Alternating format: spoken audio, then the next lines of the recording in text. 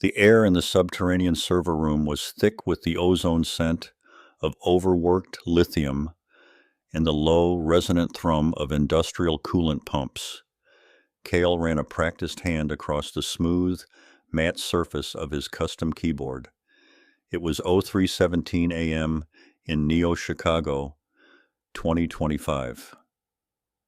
Above ground, the city was awash of sickly green and orange sodium vapor. Down here, everything was cold white light and controlled paranoia. On his 5 primary screens, the cascade of obfuscated data streams finally resolved into a single, clean, confirmed stamp. Operation Chimera, the complete de-indexing and archival of 3 years of high-value political leverage data for a client known only as the Consortium, was complete. This wasn't merely hiding data. Kael's specialty was making data retroactively impossible. The cost of this work, both financial and legal, was astronomical, and the inherent risk kept the adrenaline spiking just beneath the threshold of panic. He allowed himself a shallow breath, the first genuine relaxation in 48 hours. A stray Ari Alexa-like lens flare caught the corner of his primary monitor, briefly blinding him as he began the meticulous 47-step shutdown procedure. The rhythmic click of his peripherals and the constant background hum were the soundtrack to his survival. Kael wore his exhaustion like a tailored suit, mid-30s, intense, gray-green eyes that seldom blinked, perpetually searching for anomalies. He looked away from the successful transaction data, focusing instead on the external security feeds. 5 static shots of wet, empty alleyways and the blank, concrete wall of the abandoned warehouse above. Silence, for now, was the sound of money. Kael spent 30 minutes encrypting the physical access logs, wiping the volatile memory chips, and then sanitizing his working environment with a short burst EMP that only affected low-power devices.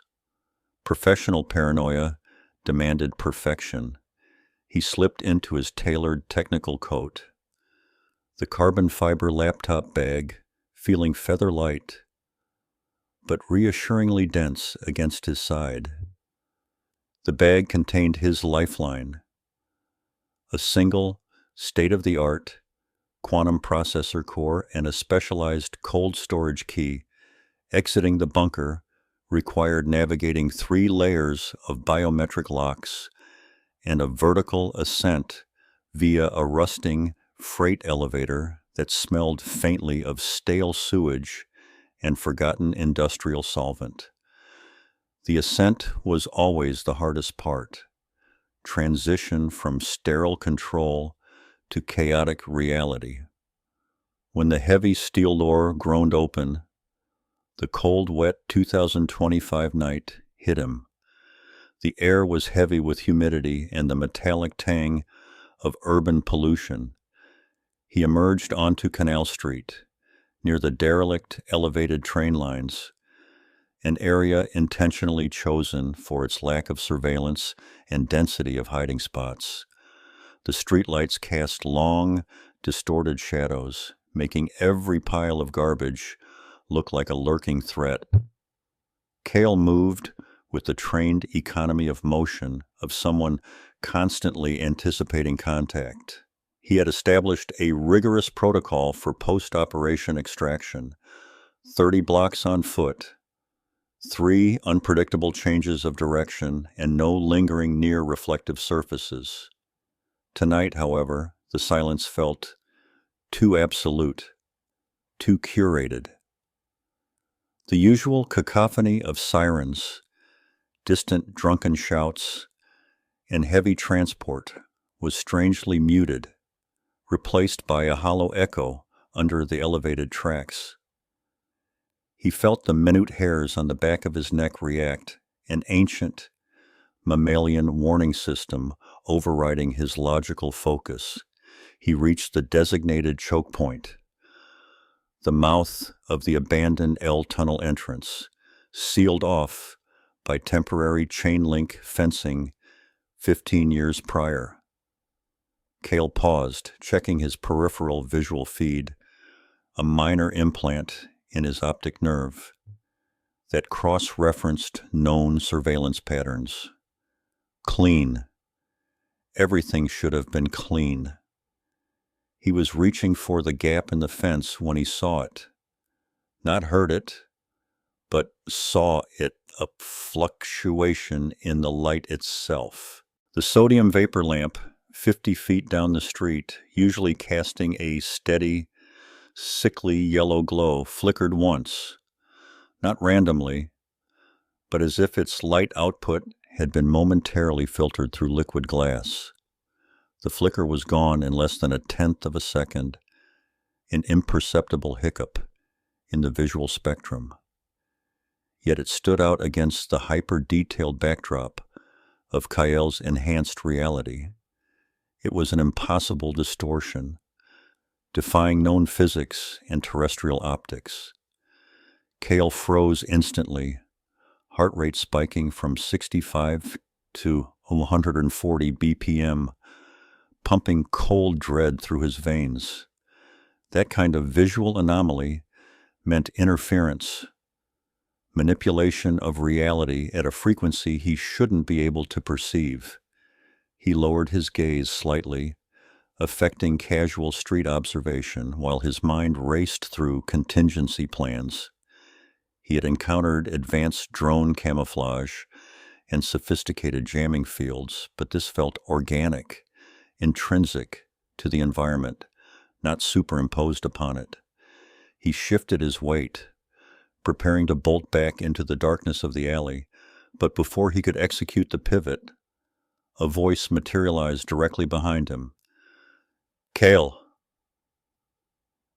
The voice was a precise alto, devoid of regional accent, yet possessing a resonant depth that vibrated slightly in the bones of his skull.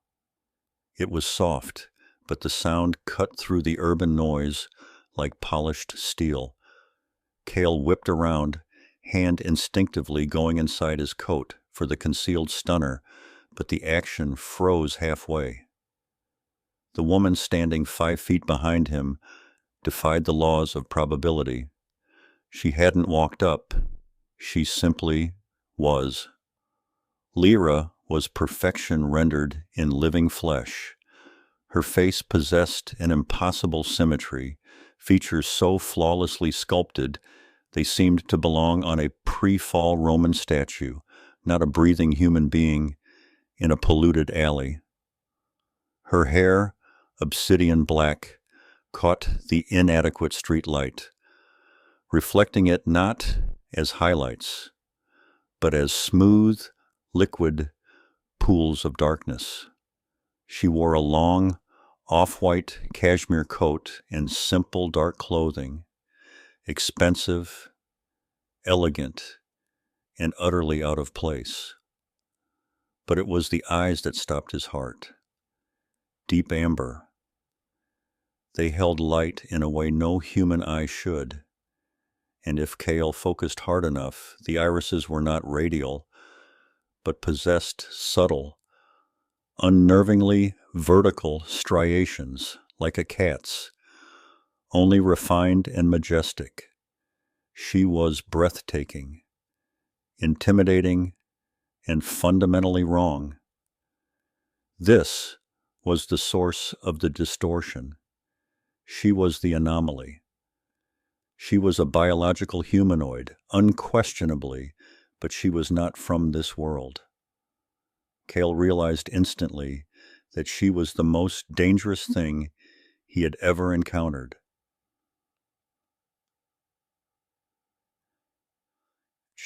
His voice a low rasp, every muscle primed for violent flight or defense. He kept his hand hovering near the stunner, knowing if she were truly hostile, a mere shock blast would be useless. She took one step closer, a movement of unsettling, silent grace. My name is Lyra, and who I am is irrelevant. Her gaze was unnervingly steady. You deal in non-existence, Kael. You take complex information matrices and dissolve them into the fabric of the darknet until they become statistically irrelevant, undetectable even by state-level AI constructs designed for temporal backtracking. She spoke of his life's work, the deep, compartmentalized secrets he hadn't even shared with his digital proxies, with the detached authority of a dossier summary. Kael felt a profound, ice-cold certainty that every firewall, every obfuscation layer he had ever implemented had been irrelevant to her. I require your services, Archivist. Lyra didn't plead or threaten. She simply stated a demand that carried the weight of inescapable fact. He found himself mesmerized by the way the light fractured slightly around the edges of her silhouette, confirming his initial visual observation. He asked, trying to sound cynical, but the question was edged with genuine, terrified curiosity. A key, she replied, the words spoken with intense urgency. It is a piece of geometric code. It must be rendered undetectable for approximately 3 days or less. A key to what? And how do you know who I am? That's impossible, Kael pressed, refusing to accept the casual dismissal of his operational security. He needed data, a threat vector, something he could process. Lyra's expression, a mask of breathtaking composure, did not shift, but the intensity in her eyes seemed to deepen, drawing the ambient light into their strange, vertical pupils. Your security protocols are effective against humans, Kael, and highly effective against the lesser synthetic intelligences they employ. Her voice dropped, now carrying a desperate undertone that finally broke through her composed facade. I bypassed your network 3 hours ago. I could have executed a dozen kill commands or wiped every trace of your existence. I chose not to. Kael felt a wave of nausea. 3 hours ago, while he was finalizing Chimera, she had been inside his system. The sheer arrogance of her power was stunning. He was considering grabbing the carbon fiber bag and making a run for the tunnels when Lyra moved, raising her hand not to strike, but to point over his shoulder toward the wet, empty street. They are tracking the trace energy signature of my arrival. They are not fast, but they are precise. They will be here in less than 4 minutes. I can distract them physically for a limited time, but the key must be placed in a blind spot that they cannot perceive. Kael followed her gaze. The street remained empty, but the feeling of being hunted, the cold dread that had settled in his gut, now coalesced into terrifying certainty. He didn't need external monitors to confirm a threat. Lyra's desperation was the only confirmation necessary. He looked back at her impossibly beautiful face, weighing the instantaneous existential risk against the colossal mystery she represented. A human in his position would be a fool to comply. An archivist knew that sometimes the only way to survive an unbeatable force was to become complicit with it, leveraging the chaos. He didn't know her motives, but he knew her pursuers were likely worse. 4 minutes, Kael repeated, the analytical part of his brain clicking back online, overriding the panic. Mishva instantly reached into the deep pocket of her coat and produced a device. It was small, polished black, and utterly seamless, glowing internally with a faint, pulsing violet light. It was non-Euclidean in its design, somehow managing to look smaller and larger than itself simultaneously. Do not touch the casing directly. It carries residual energy signature, she commanded, holding it out carefully. Kael didn't hesitate this time. He opened his carbon fiber bag, grabbed the specialized data cable tethered to his custom processor, and made ready to receive the file. Lyra gave him a fleeting, almost sad half-smile that spoke volumes about the scale of threat he didn't yet comprehend.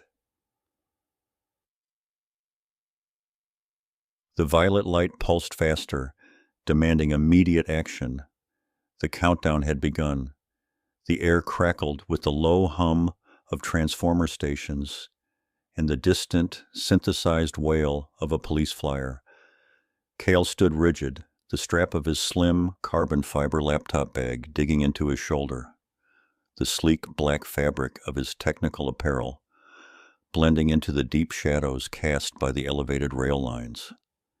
His intense gray-green eyes were narrowed, reflecting the harsh blue light of a nearby neon sign advertising cheap, synthetic sake. Those aren't public records, Lyra. They aren't even encrypted local files, Kael stated, his voice low and devoid of warmth. They are signatures in a digital void. So let's bypass the urgency act.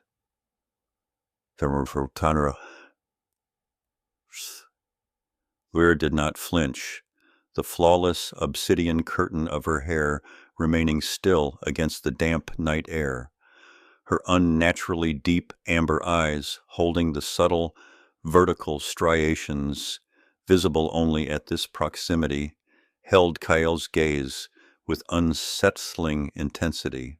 She stepped closer, the luxurious off-white cashmere coat contrasting sharply with the grime of the concrete alley.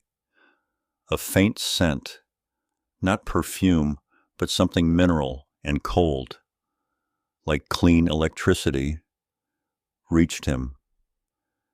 The details of acquisition are irrelevant to the existential imperative, Kael, she murmured, her voice a perfect resonance that seemed to bypass his ears and settle directly in his sternum. I found you because the algorithm that determines the most skilled handler for zero-trace, high-volume data dispersion across unindexed networks led me here. Your skills are unique. My pursuers are not human, and they are not local. They do not use firewalls. They use physics. Kael processed the words not human and physics with the cold logic of a threat assessment specialist. He dismissed the theatrics, focusing on the single, unnerving detail: the eyes. He had cataloged hundreds of human iris patterns. Lyra's were subtly, geometrically wrong, too deep, too structured. He scoffed, a quick, dry sound. Everyone claims non-human pursuers when they're debt collectors from the tri-state cartel. Lyra gave a slight, patient nod, the subtle grace of her movement completely unlike the abrupt shifts of a trained human agent.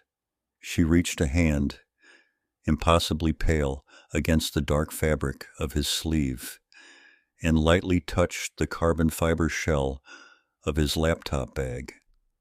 For a fraction of a second, Kael felt a profound, localized coldness, not just temperature, but an energy drain, The bag's surface, designed to be inert, registered a momentary, perfect distortion of the ambient neon light, refracting it into a non-spectral color, a deep violet only visible for an instant, before snapping back to normal.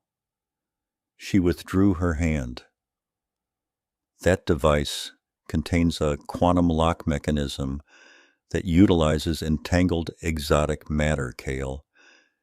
It is impossible to unlock using current terrestrial computing methodologies, but I know it is currently set to a secure frequency because I just temporarily disabled its passive electromagnetic shielding using localized field manipulation, Lyra explained softly.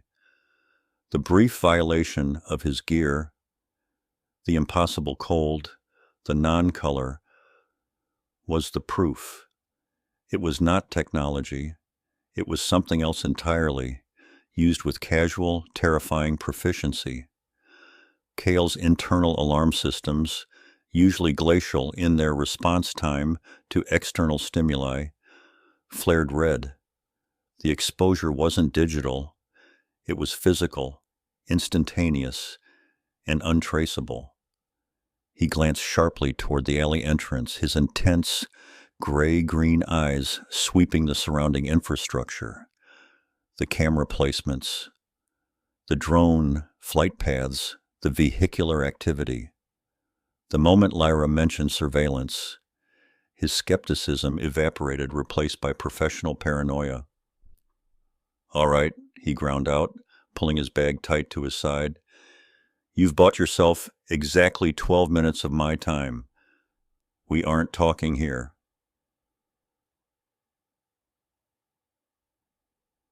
He began walking quickly, slipping out of the harsh blue light and into the warmer, sickly yellow glow of a service tunnel entrance.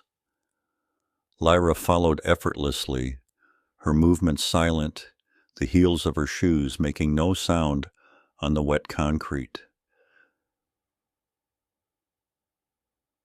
She asked, her voice calm despite the acceleration of their pace. "The closest point of egress from this sector. We're taking the old maintenance tunnels to my transit hub," Kael replied, already pulling a specialized optic key from an interior pocket of his tech jacket and inserting it into the tunnel's reinforced access plate. "If they use physics, they'll trace power consumption and network spikes first." He watched the door hiss open, revealing a steep descent into oily darkness. "Move!"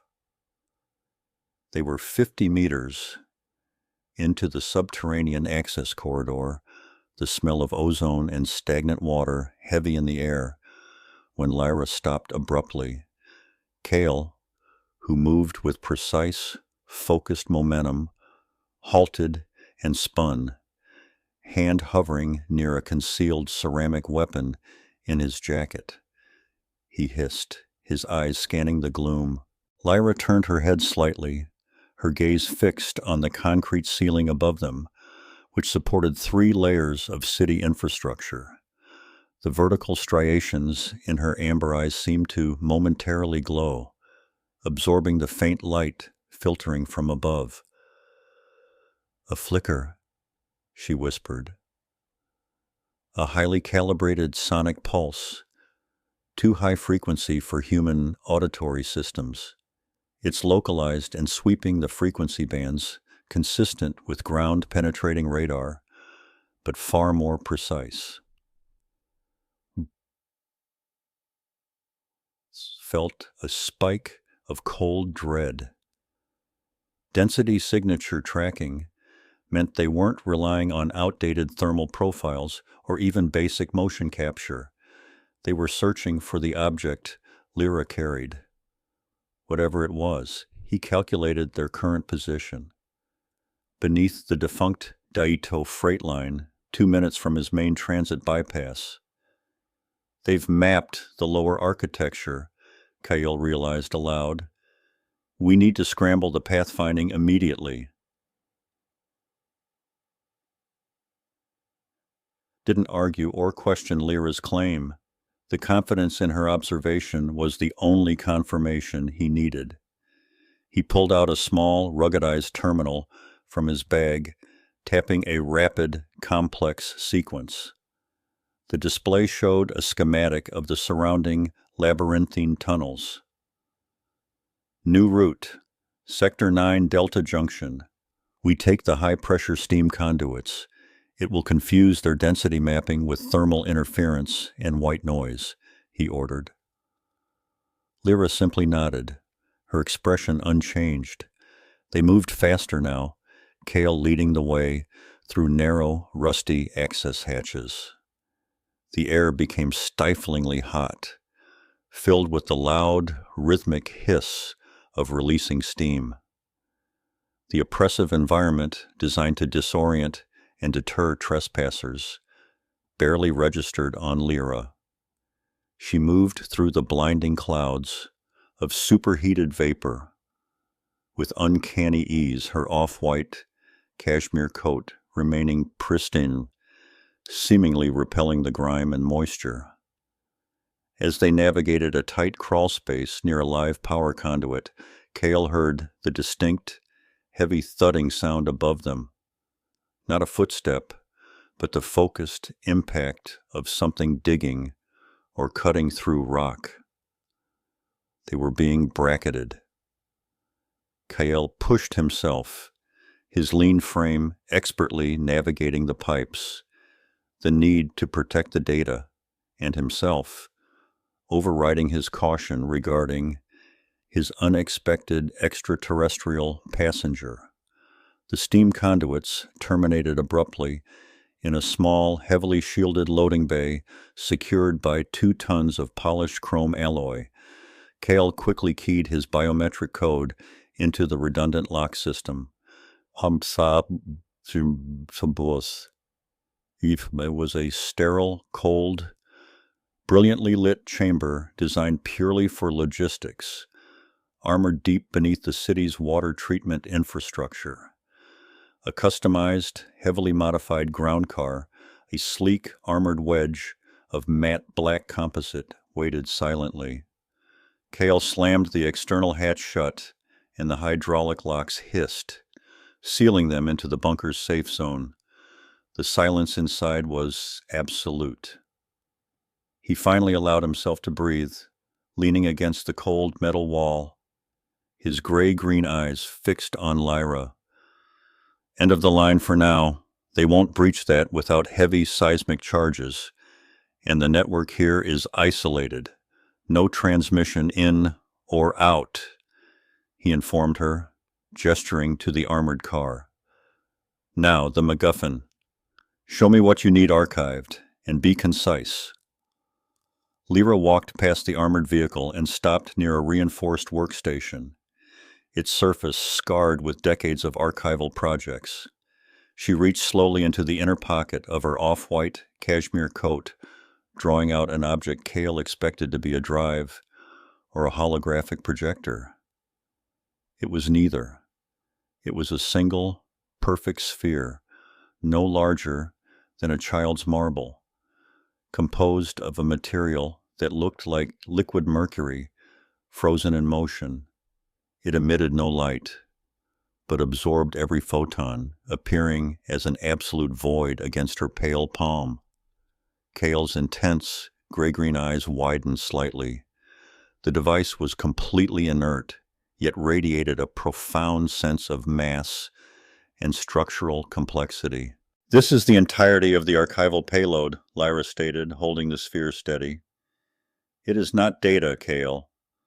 Not in the sense you understand it.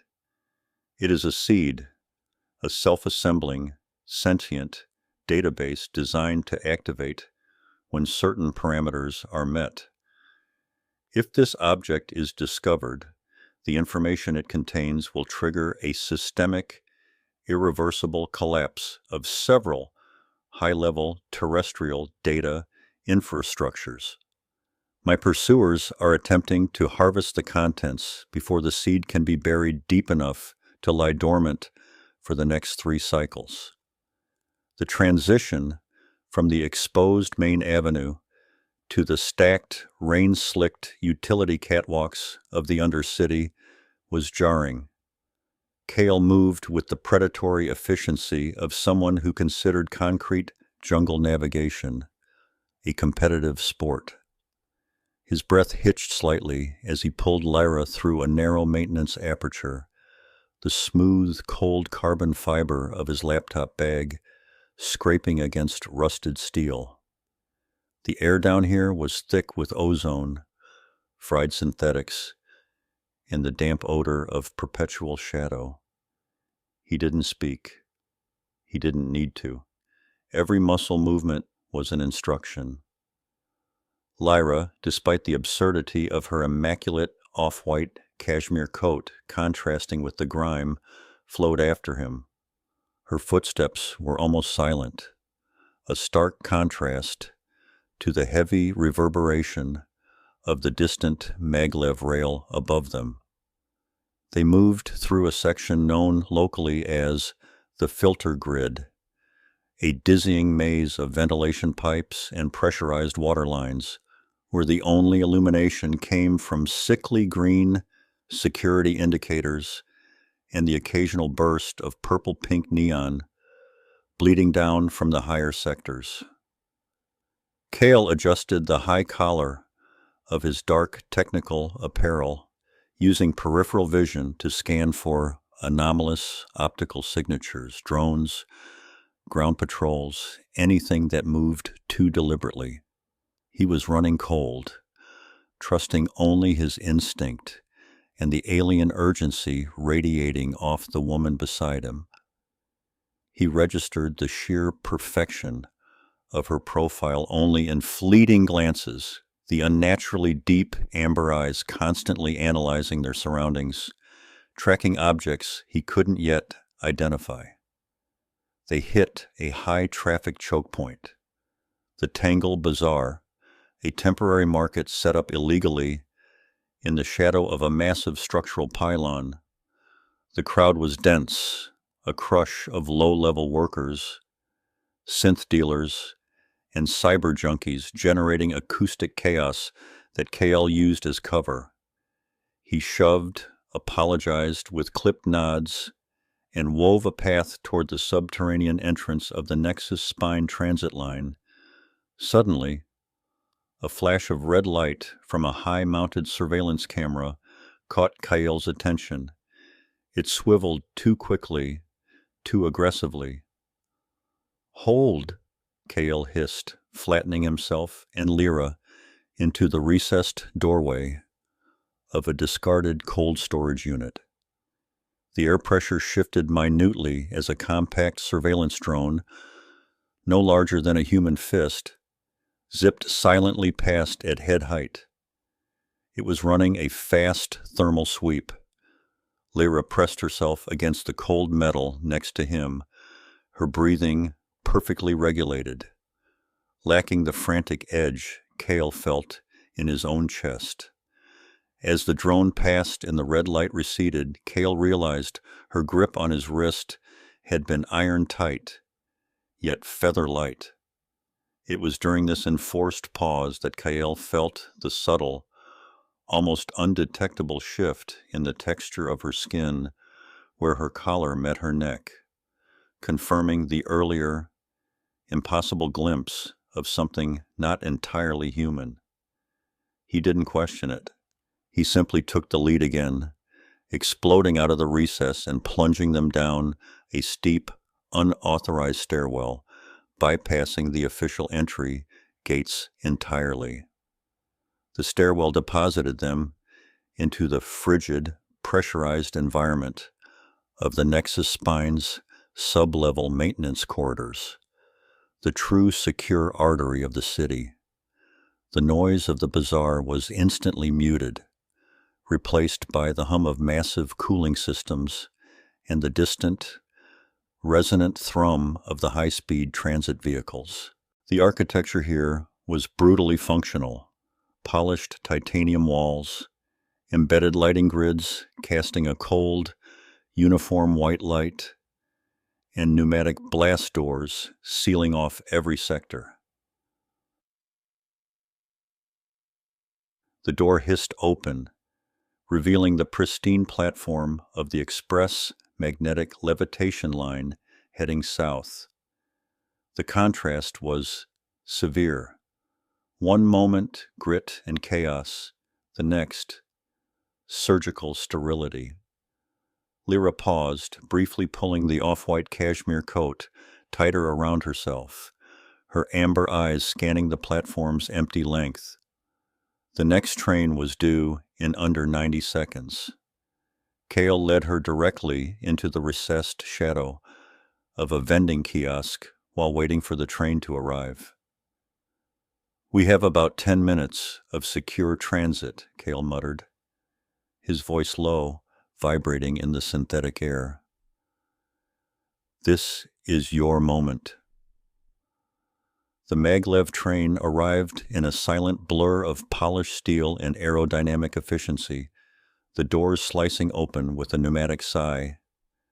They boarded the last carriage, which was, thankfully, empty. Kael moved to the window, establishing a visual perimeter in the reflection of the electrochromic glass, while Lyra settled into the plush, synthetic seating. The train accelerated instantly, blurring the cityscape into smeared streaks of light, a true 600 kph blur.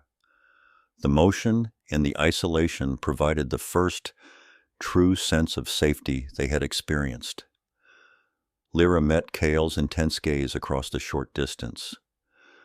Her symmetry was unnerving in this clean light. Every line, every contour of her face was mathematically perfect.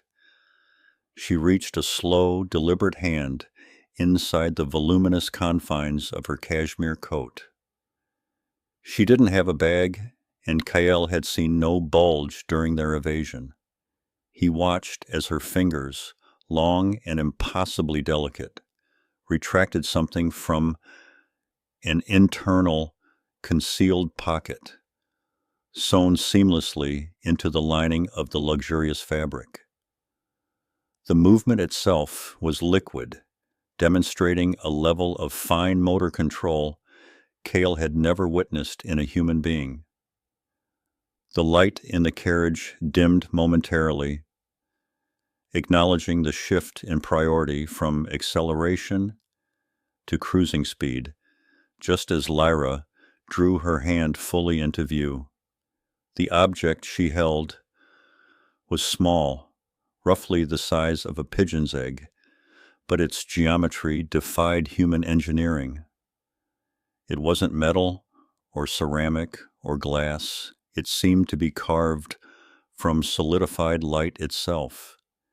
It pulsed faintly, emitting a soft, internal cobalt blue luminescence that shifted across its surface, revealing incredibly complex fractal patterns that rotated independently of the sphere's position.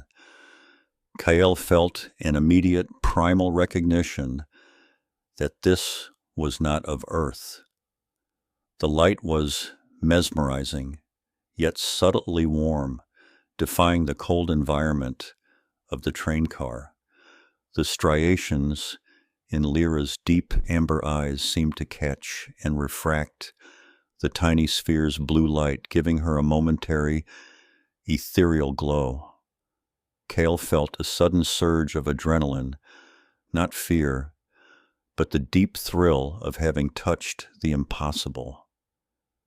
"It generates a signature," Kael whispered, realizing the immense risk of carrying it. Lyra tilted her head, a gesture of profound alien grace. "Only superficially. The shielding is failing due to atmospheric interference and rapid kinetic stress. It is why I needed the transit quickly. They track the core resonance. Kael, the signature is about to increase exponentially. This is a G-core." Kael forced his gaze away from the hypnotic G-core and back to her face. A generational repository. Meaning what? Data? A weapon? Lyra looked down at the object, her expression momentarily becoming heavy with age that belied her youthful appearance. It is data, Kael, but data that dictates the foundation of my species' survival, and potentially the survival of yours. It contains the history, the protocols, the migratory maps, and the encryption keys for our primary defenses. If this G-core falls into the hands of the collective, it means absolute assimilation or annihilation for my people. It was spoken with a chilling finality. And you brought it here. He rubbed the back of his neck, the casual cynicism that usually protected him dissolving under the weight of her words. Lyra raised her eyes, the ambient train light catching the vertical striations, making them momentarily stark.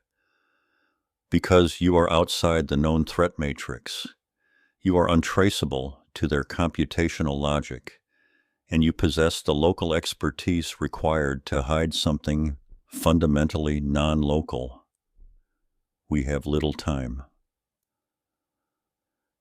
The maglev began its slow descent into the next subterranean station, the massive friction brakes generating a low, resonant groan that filled the carriage. The relative safety was ending. Kael felt the knot in his stomach tighten. He wasn't scared of the risk. He was calculating the scale of the failure. This wasn't a corporate espionage job. This was galactic stakes hidden in his carbon fiber laptop bag. The terms, Lyra. You asked for help. What is the scope of that help? Kael kept his tone clinical, forcing the discussion back to actionable details. He was an operator, and this was the job briefing, however impossible the source material. Lyra quickly secured the G-core back into her coat, the amber eyes now focused, unwavering. I need you to transport it to a specific, geographically isolated coordinates within the next 48 hours. I cannot travel with it further. The proximity signature is too high. I will give you the location and the access code upon arrival at the next station. She leaned forward, her voice dropping to a barely audible register above the train's deceleration. I can give you immunity from the hunt, Kael, but know this. By taking the G-core, you are no longer just an anomaly. You are now the target. The atmosphere inside the private cabin of the maglev was pressurized, humming with the contained energy of the rail line. Outside, the world was reduced to streaks of blurred, hypersaturated light flashing past the polarized viewport. Neo-Kyoto's dense subterranean network, yielding to the long-haul transit tunnel. Kael leaned forward, the glow of the compact, bioluminescent fractal data core, pulsing with an internal cool blue light, casting sharp shadows across his angular features. Lyra's perfect symmetry was momentarily disrupted by the intensity in her unnaturally deep amber eyes, the subtle vertical striations catching the train's emergency light. She spoke, her voice low and utterly steady, cutting through the high-frequency whine of the train's propulsion system. They call it the Genesis key. It's not just data, Kael. It's an archival map and a temporal anchor showing the optimal vectors for localized biological evolution within a sector of influence. She used the word assimilation, with the detached dread of someone describing a biological imperative, not a geopolitical strategy. Kael reached out, his gloved fingertips brushing the cool carbon fiber of his laptop bag, a sudden cold certainty settling in his stomach that this was far beyond black market crypto or state secrets. This was fundamental reality, twisting into something lethal. The Directorate, Kael repeated, tasting the alien nomenclature. Human agencies have names for threats, usually acronyms. Who are they, really? He didn't look at the core anymore. He looked at Lyra, searching for the crack in the facade that would reveal the lie, but finding only an unsettling depth of truth. Lyra pulled the off-white cashmere coat tighter around her, though the cabin was warm. They are the Ophidians, not a government, Kael, but a strategic intelligence filter operating across 3 star systems. Their goal is stable, long-term resource optimization, which includes the biological matrix of developing worlds. The Genesis key contains the original, pristine blueprint of the evolutionary path they want to erase and replace with something more efficient, something compliant. If they secure the key, the localized assimilation sequence begins within 72 hours. Kael felt the pressure build in his chest, the weight of global catastrophe shifting suddenly from abstract possibility to immediate, tangible cargo in his hands. He opened the slim laptop, the screen flashing to life with diagnostic code and secure geomapping software. The maglev abruptly decelerated, the high-frequency whine dropping to a dull, grinding rumble. Kael instinctively checked the readouts. They were approaching a mandatory intermediate maintenance junction, a rarely used hub deep beneath the abandoned industrial sectors outside Osaka.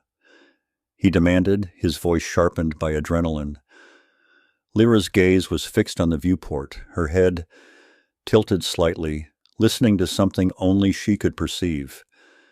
Kael tapped quickly on his custom interface, accessing the maglev's proprietary internal security network, punching through the firewalls with practiced ease. On the transit hub's localized surveillance feed, he spotted the anomaly immediately. 3 individuals in unmarked, matte black, heavy tactical gear. Not standard corporate security, nor police. Their movements were too fluid, too coordinated, scanning the departing carriages with clinical precision. They looked like ghosts, moving against the cold concrete and oxidized steel of the infrastructure. Directorate, Kael muttered, recognizing the signature efficiency Lyra had described. They hadn't used high-profile interception. They had placed surgical blockades on potential off-ramps. They anticipated the use of the main artery. Lyra looked directly at the screen, her expression unwavering. They are not looking for us yet, Kael. They are looking for the trace signature of the key. They know it generates a minimal harmonic distortion in the localized power grid. That's how they tracked it to Neo-Kyoto. If we get too close to any major networked security center, or if any standard human biometric scanner touches this object, the signature will spike, and they will pinpoint our location instantly. Kael internalized the parameters. No major transit hubs, no public scanners, and the key required complete isolation from mainstream power grids. He zoomed out on the geomap, looking past the standard rail lines. We need cold storage. Off-grid, deep layer shielding. I have a known nexus point. The vertical city arc, old section, south of the Taipei Spire. It's run by an old contact, a fixer named Zephyr. He deals in zero-trace components. So, Mum?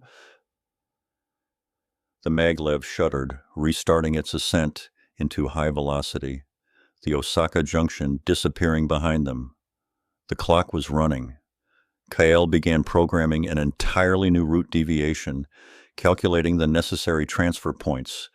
It involved abandoning the high-speed maglev 3 sectors early, transferring to an antiquated atmospheric cargo lifter, and then navigating the densely packed commercial skyways of the vertical city's lower rings, a risky, uncontrolled route that bypassed centralized security checkpoints entirely. Lyra watched him work, her silence heavy but not judgmental.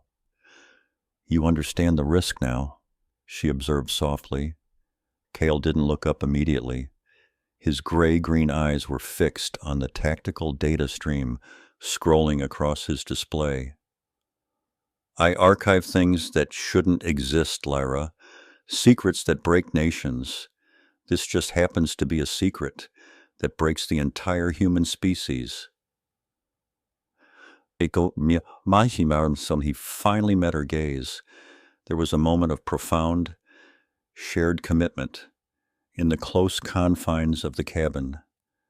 The Archivist and the fugitive, bound by a dangerous, fragile truth. The deep amber of her eyes seemed to soften slightly, a flicker of appreciation for his grim resolve. The maglev screamed through the tunnel, the vibration of its speed, a constant, vibrating threat. "We need to shield the key completely before the first transfer," Kael stated, shutting down the laptop, its carbon shell clicking softly. "My bag has a specialized Faraday lining and an internal electromagnetic dampener designed for sensitive data. It will reduce the harmonic distortion signature to near zero, but only if it's secured properly." Lyra carefully picked up the compact fractal core. It pulsed gently in her palm like a captive star. The process was swift and precise. Kael opened his slim carbon fiber bag, revealing a series of technical pockets and a densely shielded inner section. As Lyra reached forward to place the Genesis key inside, her hand, delicately structured, perfectly smooth, brushed briefly against the back of Kael's. The contact was purely accidental, yet it delivered a slight, unsettling, static shock. The core settled into its protective sheath. Kael sealed the compartment with a solid, mechanical snap. "We exit the carriage in 4 minutes, he instructed, his focus snapping back to the operational plan. "I will create a visual distraction in the service corridor. You move through the ventilation bypass immediately." The train began its controlled deceleration toward the transfer junction, a dark, forgotten platform beneath the massive shadow of the vertical city. The high-speed maglev carriage was silent, save for the hypersonic whisper of magnetic friction and the low hum of Kael's custom carbon fiber laptop. He sat hunched, fingers blurring across the translucent keys, navigating the deep-layered transit infrastructure while trying to sever the residual digital tether that linked them to the surveillance grid. The gray-green light reflecting off the screen gave his intense eyes a cybernetic sheen. He was constructing a phantom route, a looping ghost trajectory intended to confuse any predictive algorithm tracing their initial entry points. Lyra sat opposite him, utterly motionless, the luxurious off-white cashmere coat catching the moody interior lighting. Her deep amber eyes, unnervingly still and possessing those subtle vertical striations, were fixed on the passing blur of illuminated high-rises outside, yet seemed focused on something far beyond them. The train's air filtration unit spat out cool, sterile air, doing little to dissipate the heavy tension in the small compartment. Kael finally leaned back, exhaling slowly. They'll flag the route change, but it's delayed for 3 minutes. We're still ghosts to the physical sweeps. But the network monitoring is what worries me. If the Ophidian Directorate is what you say it is, an entity that doesn't just observe, but structurally integrates, they won't be looking for two fugitives.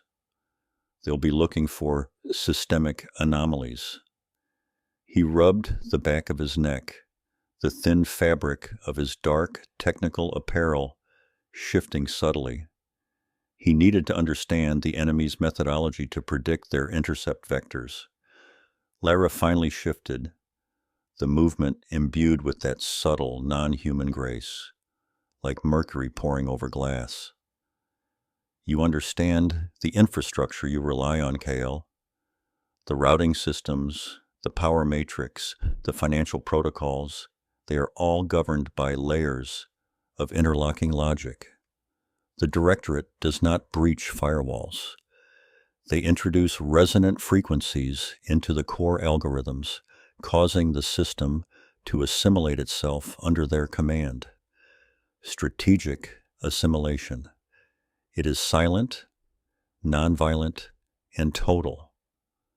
They are already in the transit systems, the security nets, perhaps even the power grid of your vertical city arc. The Genesis key is not merely a data core. It is the counter frequency. If they capture it, they gain access to the primal logic of the barrier defenses that shield this entire sector from their full deployment. Its capture accelerates their integration timeline from centuries to days. Look at the transit interface, Kael. The weight of her words, the terrifying scope of an enemy that weaponized bureaucracy and algorithmic entropy settled heavily on him. This was not a hacking war. This was structural subversion on a cosmic scale. Kael pulled up the Maglev's proprietary diagnostic logs, burrowing past the user interface and deep into the firmware diagnostics. He navigated layers of obfuscation using customized algorithms designed to detect synthetic data injection. Within seconds, a cold, sickening wave washed over him. He found it. A set of ghost coordinates, scheduled 2 minutes from now, marking their exact train carriage for an unscheduled system calibration stop at a decommissioned maintenance bay 3 kilometers before the main ARC terminal. It wasn't surveillance. It was surgical redirection. The digital signature behind the command was clean, masquerading perfectly as a Level 4 Transit Authority directive, but Kael recognized the subtle, almost imperceptible complexity, a fractal, repeating pattern in the checksum that spoke of impossible computation. They aren't tracking us, Lyra, Kael muttered, his jaw tight. They're redirecting us. In 120 seconds, we hit a hard stop and they'll flood the maintenance bay. The polished aluminum wall of the carriage felt suddenly flimsy, the environment shifting from a safe bubble to a high-speed trap, hurtling towards its kill zone. He slammed the laptop shut, the sharp click echoing in the confined space. The maintenance bay is unusable, Lyra stated, Standing up with unnatural swiftness, her gaze already calculating the exterior structure rushing past the window.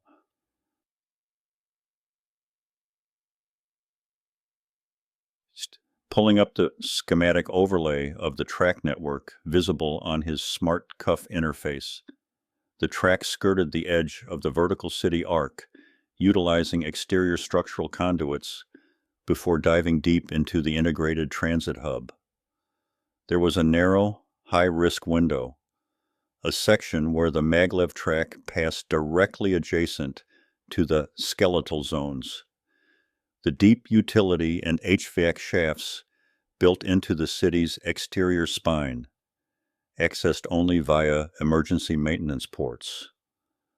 "We need to jump," Kael said, standing up and pulling his carbon fiber bag tightly across his chest. "There's a Type 3 utility port, 80 seconds from here. It's a pressurized airlock used for atmospheric stabilization checks." Lyra simply nodded, her expression entirely unreadable, accepting the deadly proposition as a simple logistical step. The subtle, chilling, non-human composure was momentarily comforting. She was built for impossible odds. The maglev carriage began its subtle, pre-programmed deceleration sequence, preparing for the phantom stop. Kael moved to the emergency access panel near the coupling joint, yanking the manual override lever with a practiced, violent motion. Alarms flashed silently on the dashboard, ignored by the remote transit authority AI, which was preoccupied with their redirected coordinates. The carriage's internal pressure dropped slightly. Kael accessed the panel to the pressurized airlock, a seldom-used maintenance hatch disguised as a storage locker. He had only seconds before the train's speed dropped below the critical velocity needed to make the jump survivable, or before the automated systems locked down the doors. He looked at Lyra. "We dropped straight down, using the interior structural bracing to break the fall slightly. Then we hit the main HV cable conduit platform." Lyra shed the cashmere coat, revealing the delicate silver sheen of the silk dress beneath, and tucked the bulky coat and scarf carefully onto the seat. A strange gesture of fastidious care in the face of imminent peril. Her deep, amber eyes held no fear, only intense focus. The small maintenance hatch hissed open, revealing a terrifying glimpse of the vertical city arc exterior rushing past, a storm of concrete, steel lattice, and roaring wind. The difference in pressure caused a brief, violent blast of air that ripped through the carriage. Kael grabbed Lyra's hand, the small fractal data core pressed against his own palm through his glove, and they launched themselves into the void. The wind instantly screamed, deafening and brutal, attempting to peel them from the side of the train. Kael used his specialized gear's kinetic dampeners to briefly arrest their forward momentum against the outside wall, allowing the maglev to speed ahead marginally, creating a momentary drop zone. They were dropping like stones, the harsh, angular lines of the ark's skeletal support structure looming. They slammed against the cold, grimy metal of the first utility conduit, a painful, rattling impact that nearly knocked the wind out of Kael. He maintained his grip on Lyra, and they slid rapidly down the massive, corroded ventilation column, slowing their descent fractionally before Kael forced a pivot and targeted the narrow, dark shelf of the main high-voltage cable platform 50 meters below. The air was thick with ozone and dust, the ambient noise of the city, a low subterranean roar. They landed hard on the slick metal grate of the HV platform, the impact rattling Kael's joints, but they were alive. The maglev, completely unaware of their unauthorized departure, vanished into the tunnel designated for the fake calibration stop. The airlock hissed shut again automatically, erasing their immediate point of entry.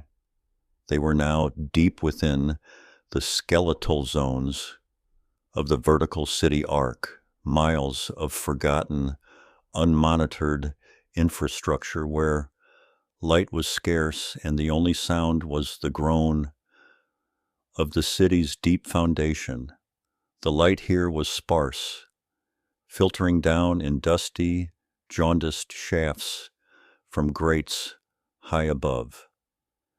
Lyra, despite the violent descent, appeared pristine, the silk dress perhaps slightly dusted, but her composure intact. Kael pulled out a small, ruggedized microlamp, casting a harsh beam across the platform. He checked his location against the Ark's deep infrastructure maps downloaded onto his cuff. "Vault 9 Beta," he breathed, pointing down a narrow, electrified corridor choked with redundant cables. "It's about 2 kilometers through this maintenance maze. The Directorate's sweeps won't be looking for us down here yet. They'll search the quarantine zone first.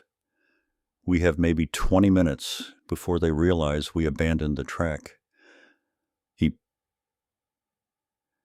The Genesis key, warm against his palm, felt impossibly heavy in this cold, dark place. The atmosphere of the city arc's transport tubes, normally a clinical, filtered white noise, was abruptly replaced by the screaming groan of stressed metal and the immediate suffocating smell of ozone and wet rust. Kael hit the ground hard, the impact jolting his teeth, his slim carbon fiber bag skittering across pulverized concrete dust.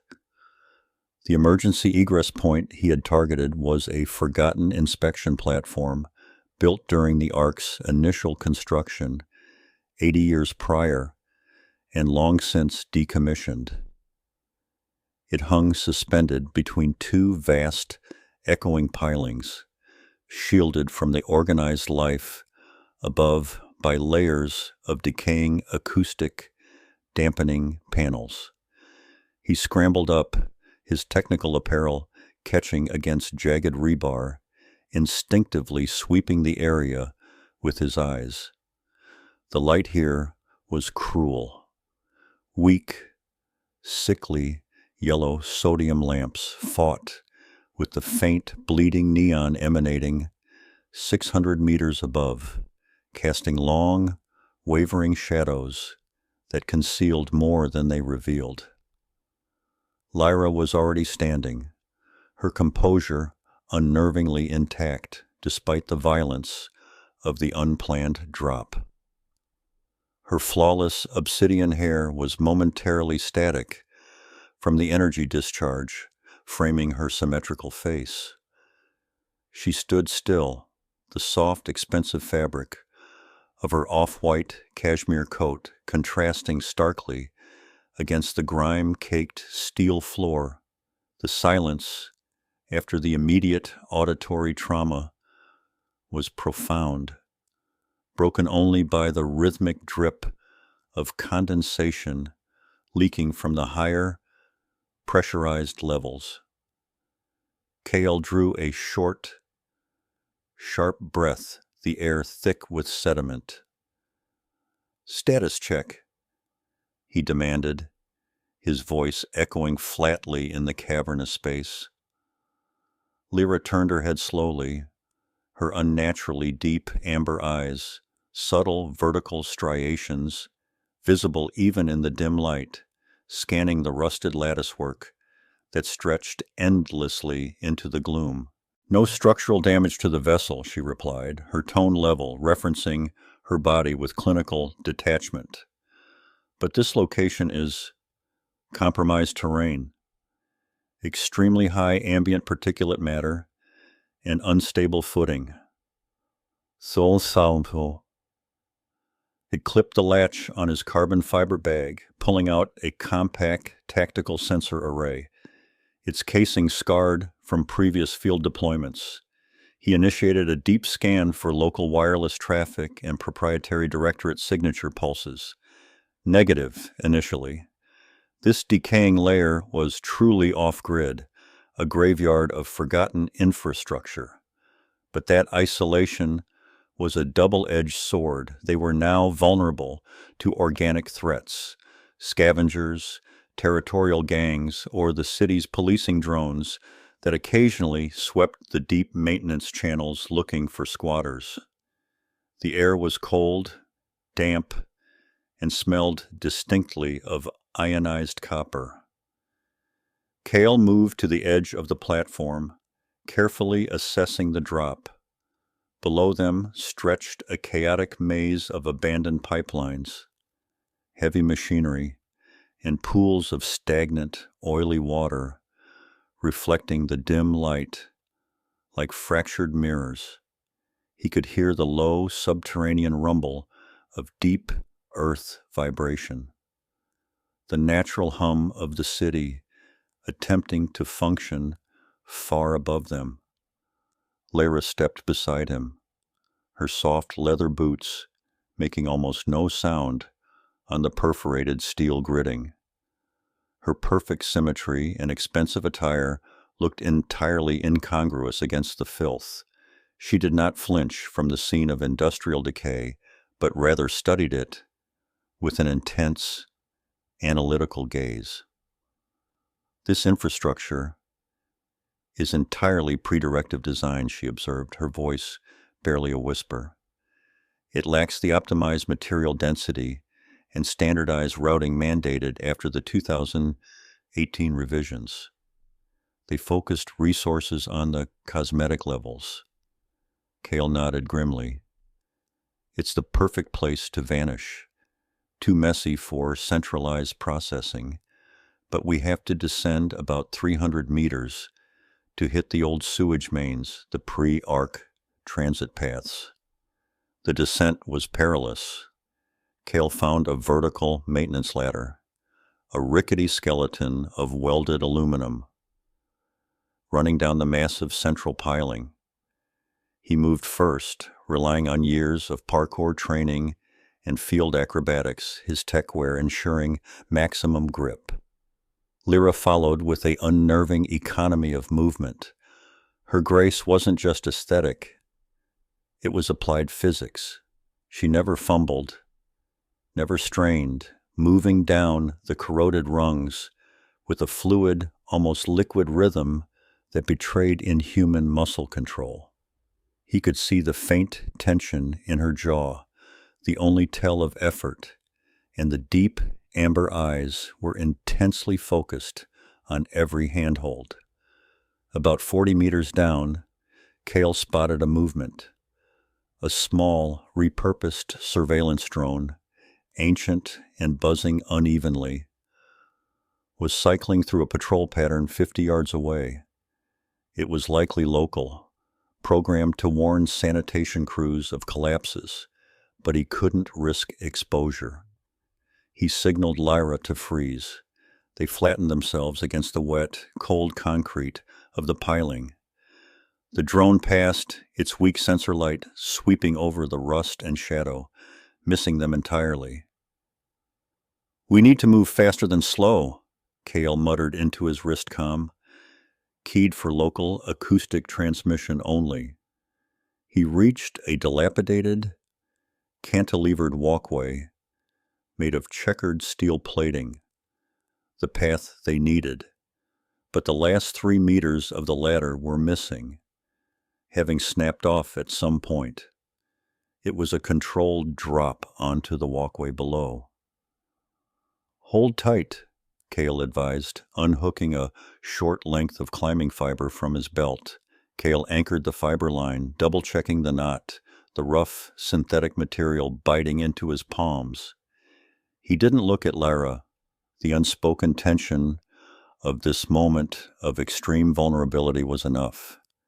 He trusted her biological structure, her inherent strength, but humanoids, even ones biologically engineered or naturally evolved to mimic humans, possessed limitations. This was the moment where he had to treat her not as the delicate subject of his protection, but as a critical partner in survival. He swung out, dropping the 3 meters onto the walkway with a calculated thud that sent echoes rattling through the space. The grated steel protested under his weight, but held. He immediately motioned for Lyra to follow. She didn't hesitate. Instead of using the fiber line for support, she simply used it as a guide, pushing off the pylon with a spring-like force that defied her slender frame, landing beside him with astonishing lightness. There was barely a sound. Kael stared at her for a fraction of a second, his gray-green eyes narrowing in appraisal. That wasn't just grace. That was controlled density manipulation, an application of force that shouldn't have been possible for a person of her size. Lyra was unfazed by his scrutiny. The hem of her silk dress was now streaked with grime, a single smear of dark rust dust marring the pristine white of her coat, but she carried the dirt like a battle scar. She pointed down the decaying walkway, which vanished into a curtain of thick, condensing mist. The Directorate's assimilation methodology focuses on psychological vectors, trust, and infiltration. But if physical pursuit becomes necessary, they use optimized kinetic response units. They will expect us to remain high within the framework of the city's digital map. They proceeded cautiously along the skeletal walkway, moving away from the pylon toward the city's outer shell, where the deep access ports were theoretically located. Kael kept his head down, focusing on the tactical readout on his wrist-mounted terminal. He had scrubbed their transit signatures, but scrubbing wasn't deleting. It was camouflage. Suddenly, the tactical sensor began flashing a low-priority alert. Faint, intermittent energy pulses, highly directional, pinging from the levels directly above them, levels that were supposed to be inert and sealed. Kael stopped dead, holding up a hand to signal Lyra. "I'm getting ghost echoes," he whispered, his intense gray-green eyes scanning the ceiling structure far above the sodium lamps. Sub-GHz pulses, very narrow bandwidth. They're using low-power directional radar, trying to map structural anomalies without broadcasting too loudly.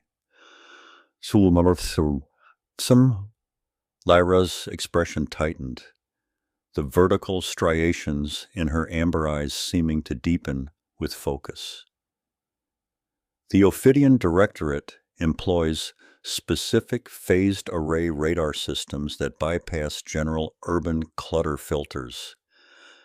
They are looking for unexpected mass signatures moving outside known maintenance schedules. Kael cursed under his breath, feeling the cold weight of the Directorate's digital shadow descending upon them. He knew those systems. They were designed to detect minute density shifts, a human walking through concrete dust, the heat signature against cold steel. Camouflage was failing.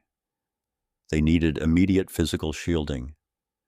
Kael activated a schematic overlay on his terminal, a map of the City Arc's original utility routing, digitized from ancient paper schematics found in a deprecated municipal archive. He zoomed in, fighting the jittering signal. There, marked in faded magenta. A defunct vertical flue, intended originally for atmospheric regulation, now likely sealed, but perhaps still navigable. It led directly into the primary sewage tunnels 200 meters below. "We need to breach that vent shaft," Kael announced, pointing toward a massive, riveted steel plate embedded in the wall 50 feet ahead. "It's a dead end, structurally shielded. If we get inside, it'll blind their radar long enough for us to make the final drop." Studied the plate, thick battleship gray steel, secured by heavy-duty bolts, almost certainly rusted solid. "I can manage the bolts," she stated simply, her voice low. Kael raised an eyebrow, skeptical. "They're titanium carbide alloys." Lyra shook her head slightly, that subtle, non-human grace evident even in the small gesture. "They are merely points of concentrated resistance. The metal is old, the surrounding structure fatigued by a century of vibration. They will shear." The absolute confidence in her voice left no room for argument. Kael nodded, turning his attention back to the perimeter, pulling a miniature acoustic dampening pad from his pack and activating its low-frequency shield. Lyra approached the massive plate. Kael watched, holding his breath, monitoring the rising tempo of the ghost echoes on his sensor. The Directorate was getting closer. Lyra placed her hands, encased in soft leather gloves, against the head of the first massive bolt. She didn't use brute force. She used precise, localized pressure. He could see the minute flexing of the muscles in her forearm, perfectly calibrated.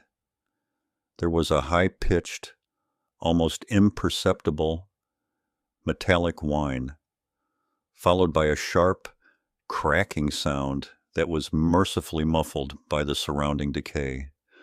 The titanium bolt sheared cleanly, falling silently to the concrete floor. She repeated the process. 3 more bolts, 3 muted cracks, and the giant steel plate shifted inward, leaving a gap wide enough for them to squeeze through. Kael felt a cold rush of realization. Her strength was not merely physical. It was controlled destruction, focused kinetic energy application. He was traveling with something far more formidable than a frightened refugee. "Inside now," Kael urged, pushing Lyra gently through the opening. The flue was narrow, dark, and filled with a fine, dry powder, decades of dust and mineral sediment. Kael pulled the heavy plate back slightly, allowing it to hang loosely in its frame, offering immediate shielding before he followed her in. The space inside smelled stale, preserved in its isolation. They were encased in meters of dense, outdated concrete and steel, a perfect Faraday cage against the Directorate's searching radar. The vertical flue was a nightmare of tight corners and structural obstacles, but it led downward. Kael had to rely entirely on his tactile senses and Lyra's unwavering focus. They descended for 15 minutes, the air growing heavier, smelling faintly of sulfur and deep water. Finally, the flue opened into a secondary horizontal tunnel, smaller than the massive thoroughfares above, but operational. An old, circular sewage conduit, slick with moisture, where the city's wastewater flowed far beneath the visible world. The ambient temperature was warmer here, the air less biting.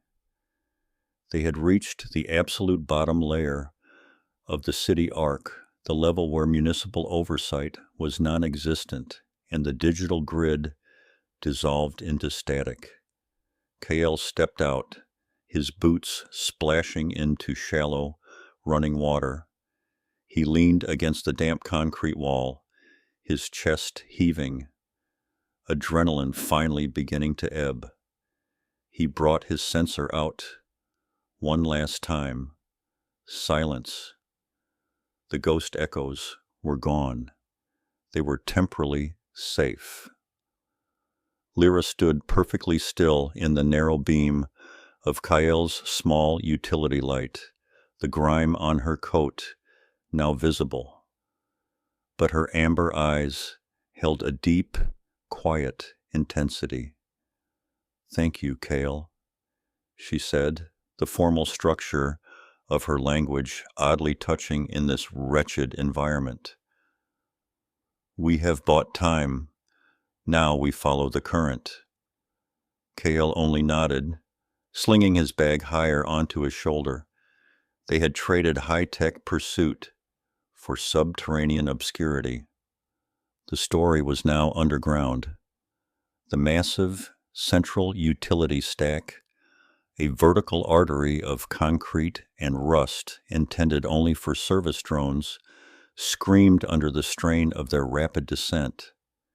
Kael was tethered to a crumbling maintenance ladder, his mid-30s frame taut with kinetic energy and fear, the gray-green intensity of his eyes fixed on the scanner overlay projected across his field of vision. The Ophidian signal, though minute and intermittent, was a persistent whisper, a signature that should not exist in this spatial region, meaning the emergency jump had been compromised. Lyra, her luxurious off-white cashmere coat stained with rust dust, but her movements impossibly fluid, rappelled effortlessly below him, her perfect symmetry and unnaturally deep amber eyes momentarily catching the sickly yellow hazard lighting. Every few meters, Kael slammed his boot against a corroded strut to check its load-bearing capacity before trusting his weight. The air was thick, tasting of ferrous oxide and stagnant water. They were descending into the uncontrolled void known only as the substrata, levels abandoned since the Ark's inception in the late 90s, where the centralized surveillance grid flatlined entirely. If the signal followed them this far down, Kael knew conventional evasion was impossible. They needed deep cover, not just darkness. Kael cut the tether near a blown-out HVAC junction, dropping the final 3 meters onto a platform slick with oil seepage. The carbon fiber laptop bag was deposited instantly. Movement detected 30 seconds ago. Very faint, almost phantom. It's localized tracking, Lyra. Short, dark hair was plastered to his forehead. He yanked his laptop free, the screen immediately displaying a tight spectrum analysis of the residual energy trace. Lyra knelt, her silk dress brushing the corroded metal grating. She didn't flinch from the decay, her flawless features reflecting the harsh utility light. The device. Her voice was a low timbre, laced with sudden, cold realization. Kael bypassed the ancient junction's power regulator, routing a spike of energy into a temporary jamming field he configured. He wasn't cloaking them. He was creating localized signal interference strong enough to mask their presence from the low-power tracking signature. For 5 strained minutes, only the harsh metallic whine of the laptop's fan and the drip of groundwater punctuated the silence.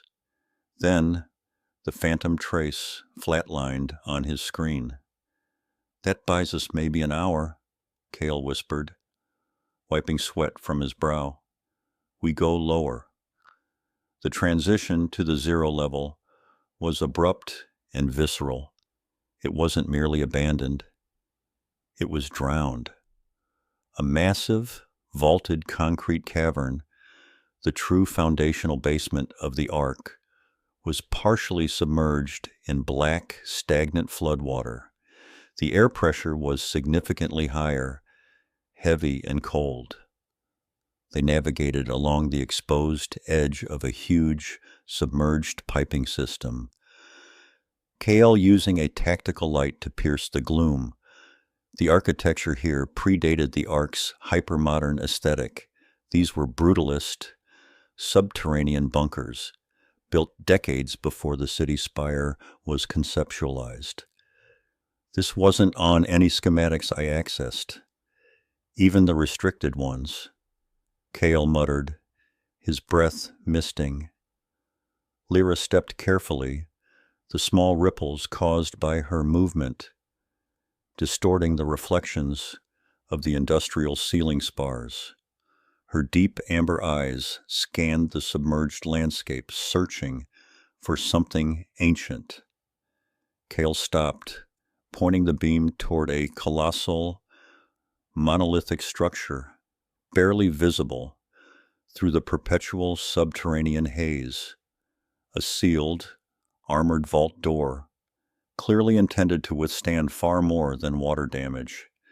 It felt forgotten, buried under layers of neglect, a ghost from an earlier paranoid age. The path to the door required wading through knee-deep sludge, forcing Lyra to hold the hem of her cashmere coat high, a surreal action given their grim circumstances. When they reached the door, a meter-thick shield of composite alloys, Kael ran a scanner over the archaic locking mechanism. Pre-Arc military grade, analog controls, heavily shielded against EMP. He set his bag down, extracting a delicate multi-tool fabrication rig. This was a structure built to survive a kinetic strike, meaning it was absolutely cut off from the modern grid, and therefore from the Ophidian network. Kael felt a sliver of genuine hope bloom amidst the adrenaline. He initiated a phased energy bypass on the mechanism, the high-pitched whine of the cutters grating against the concrete silence. Lyra stood guard, her subtle, non-human grace contrasted sharply with the surrounding grime, watching the dark corridor behind them. They are very close to finding the trace signature again, she stated, her voice low and steady. The intensity in her eyes was unnerving, a silent testament to the catastrophic stakes involved. With a profound, hydraulic groan that echoed unnervingly through the foundations, the vault door slid inward, revealing a blast-proof airlock chamber. Kael shoved Lyra inside and followed, triggering the seal protocol immediately. The subsequent rush of sterilized air and the sudden drop in humidity was intoxicating. Beyond the airlock lay a small, perfectly preserved command center, a forgotten emergency hub maintained on autonomous, closed-loop power, smelling faintly of ozone and ancient plastic. It was tiny, only 20 square meters, but entirely sealed, lit by soft, humming emergency panels. Kael collapsed against a console, pulling the jamming device out of his laptop and integrating it directly into the bunker's power supply, reinforcing the signal disruption exponentially. They were safe. For the first time since the chase began, truly isolated from the world above. Lyra ran her fingers lightly across a dust-free metallic surface, her expression unreadable. "A sanctuary," she murmured, a trace of relief in her voice. Kael didn't share it yet. Safety was conditional, temporary. Kael turned from the stabilized jammer, his gray-green eyes hard, fatigue overriding deference. This stops now, Lyra. I jumped the arc. I risked everything based on trust and a promise of payment. But that tracker, it wasn't generic corporate surveillance. That signature is Ophidian internal hardware. He leaned forward, bracing himself against the console. You have one chance to tell me exactly what you stole, because whatever it is, it's integrated with you. Is it the coat? The necklace? Lyra met his gaze, the vertical striations in her deep amber eyes momentarily seeming to widen under the pressure. Her perfection held steady, but the composure was fracturing at the edges. She lifted her hand, touching the small silver clasp, fastening her silk dress near her collarbone. It is not something I stole, Kael. She paused, the weight of the confession palpable. The tracking device, the primary locus of the Ophidian signal, is beneath my skin. The silence that followed Lyra's admission was thick, broken only by the low, steady hum of the bunker's life support.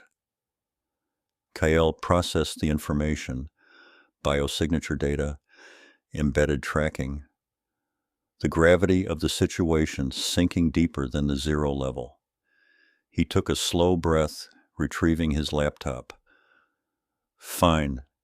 That explains why the spatial jump wasn't enough. He activated the console, patching the bunker's outdated communication array into his spatial jump sequencing rig. We rely entirely on the jammed environment. I need to calculate a jump vector. So deep, so far off-grid, that the subsequent energy signature will be dismissed as residual spacetime instability rather than a controlled jump. Kael worked furiously, tapping coordinates into the encrypted interface. Lyra watched him, her posture rigid, yet graceful. The off-white cashmere coat, a surreal symbol of luxury in the subterranean tomb. She understood the unspoken truth. The next jump was not just a flight. It was a desperate plunge into the true unknown, one that risked fracturing their jump drive beyond repair. The air inside the bunker was stale, thick with the scent of ozone and ancient concrete dust. Kael retracted the carbon fiber locking mechanism on the steel door they had just blown open, the quiet click echoing unnaturally loud in the silence. His tactical light narrowed to a tight white beam cut through the deep gloom, sweeping across rusted file cabinets and equipment racks dating back to the late 90s, relics of a world long buried beneath the Ark's foundations. He stopped, planting his feet firmly amidst the debris, his posture rigid. The relief of temporary safety was immediately overridden by cold fury. He turned the full glare of the light onto Lyra, illuminating the subtle tension in her flawless features, the deep amber of her eyes momentarily reflecting the harsh beam. Enough. Kael's voice was low, strained, a sound scraped raw from constant vigilance. I silenced the tracer. We bought maybe 20 minutes, maximum, before the residual signal resolves the new location. That was a lie. They tracked the Ophidian microtrace, a molecular signature. They aren't just searching, Lyra. They are hunting something specific. Me getting caught is collateral damage. Kept the light steady, watching the faint, vertical striations in her eyes widen momentarily, The luxurious off-white cashmere coat was now damp and streaked with mud, contrasting sharply with the decay surrounding her, but her composure remained unnerving, perfect symmetry, untouched by the terror they had just escaped. He needed the full, horrifying truth, because their next move depended entirely on understanding the cosmic predator on their heels. Lyra did not flinch from the light. She moved with that disturbing, liquid grace inherent to her form, stepping around a flooded channel toward a broken, heavy-duty UPS unit. She reached out, her fingers, impossibly long and slender, brushing the cold metal surface. The microtrace is specific to my people, Kael, but it isn't an active tracking beacon. Not anymore. It's metabolic residue. She paused, the weight of eons settling into her voice. They are not soldiers or explorers. They are cleaners, scavengers of collapsing civilizations. When a culture reaches a point of self-annihilation, technological singularity, without ethical foundation or nuclear failure or ecological collapse, the Ophidians follow the wake, collecting high-value genetic, cultural, or informational remnants before the debris field cools. She shifted her gaze back to Kael, the amber depth holding absolute conviction. They hunt me because I carry a comprehensive archive, not data, Kael.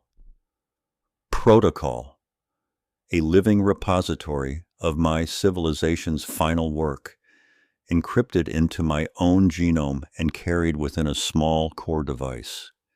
It's what you were suppressing. They don't want the archive for its content, they want to prevent its use. If they capture the protocol, they effectively erase the possibility of that civilization ever recurring anywhere in the galaxy. They are not interested in humanity unless humanity actively shelters the target. Kael slowly lowered the tactical light, allowing the bunker to sink back into oppressive shadow, trusting his night vision. The carbon fiber laptop bag was set down carefully, not dropped.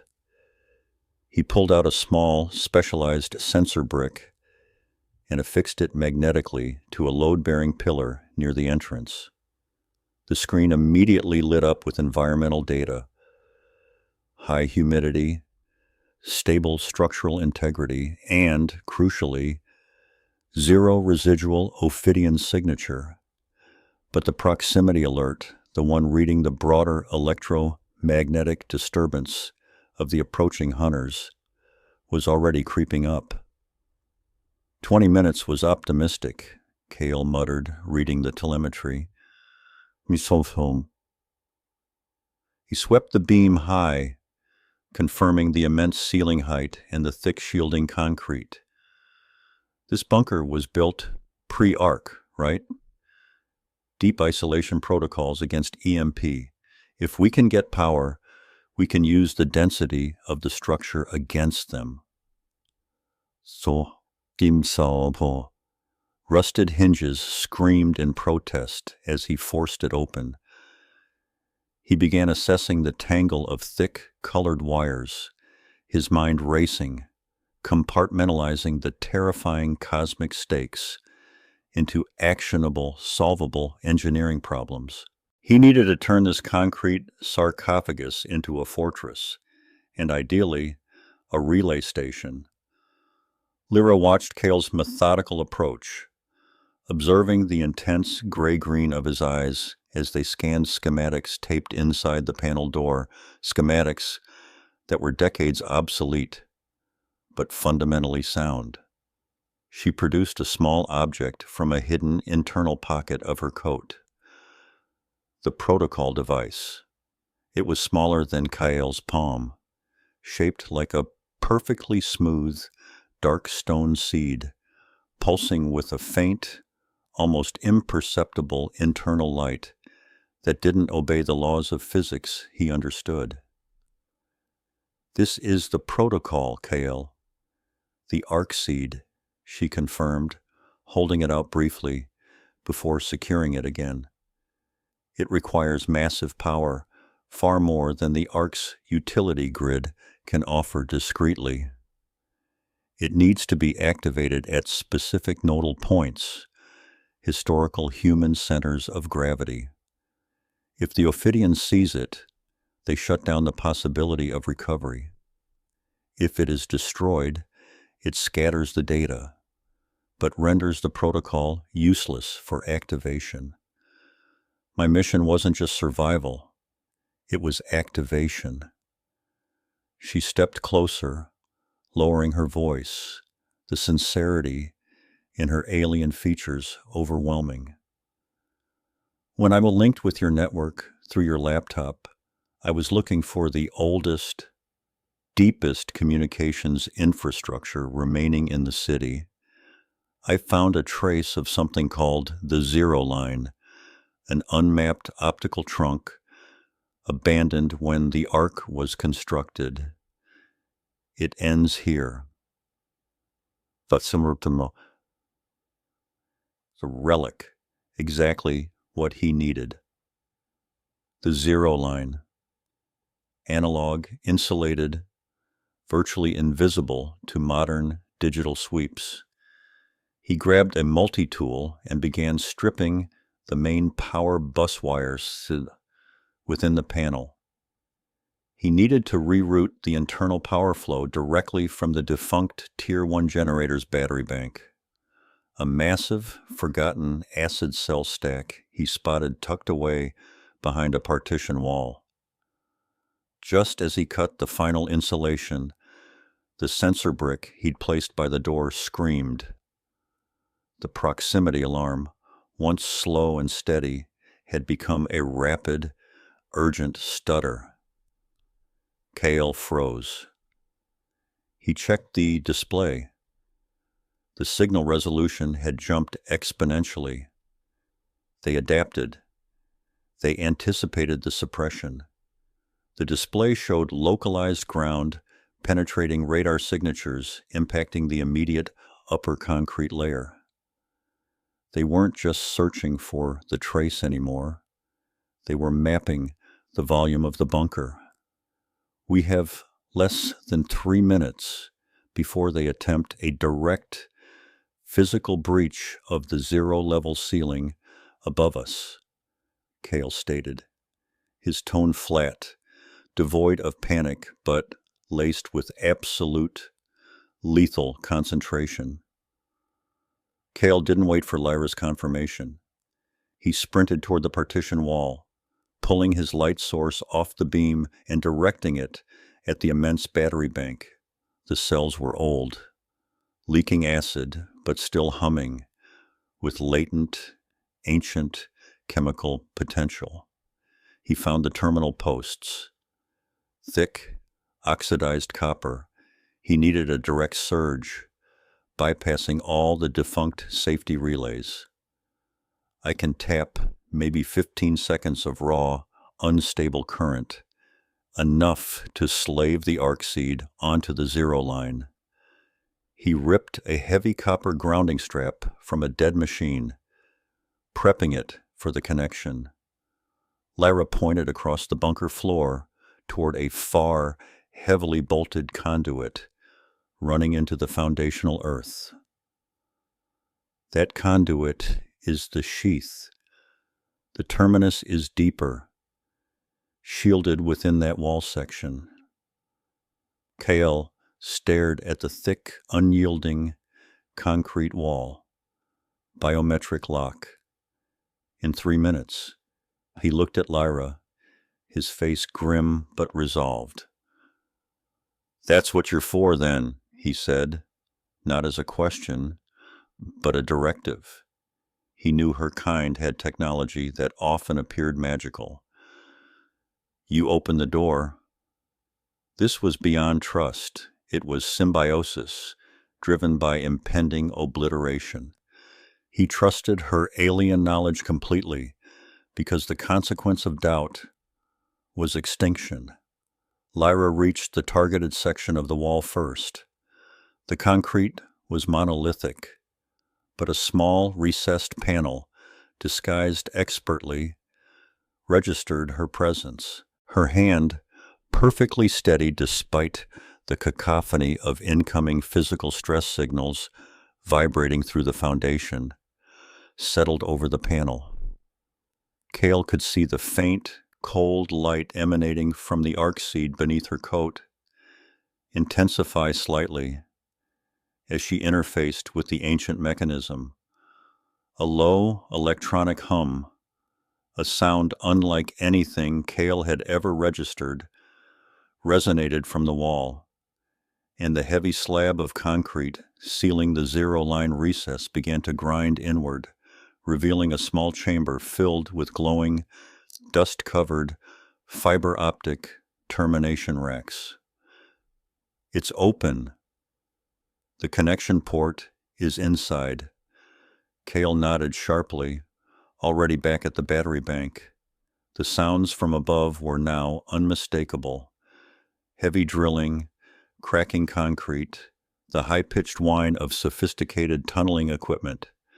The Ophidians were directly above them, maybe 10 feet of stressed rock and concrete away.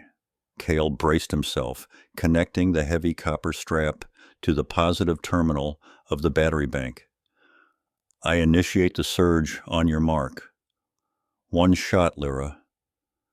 He looked at her one last time across the shadowed chamber. The unnaturally deep amber of her eyes held a desperate gratitude that felt entirely, devastatingly human. The deep bass thrum that had characterized the bunker's temporary shield suddenly fractured. The temporary suppression field, designed to cloak Lyra's signal signature for 12 hours, had lasted less than 4. The Ophidian triangulation was faster, more surgical than anticipated. Kael slammed his palm against the rough-hewn concrete wall, the sound sharp and frustrated. We're hot, Lyra. Right now. Lyra, standing before the main console, her off-white cashmere coat contrasting sharply with the pitted metal, didn't flinch.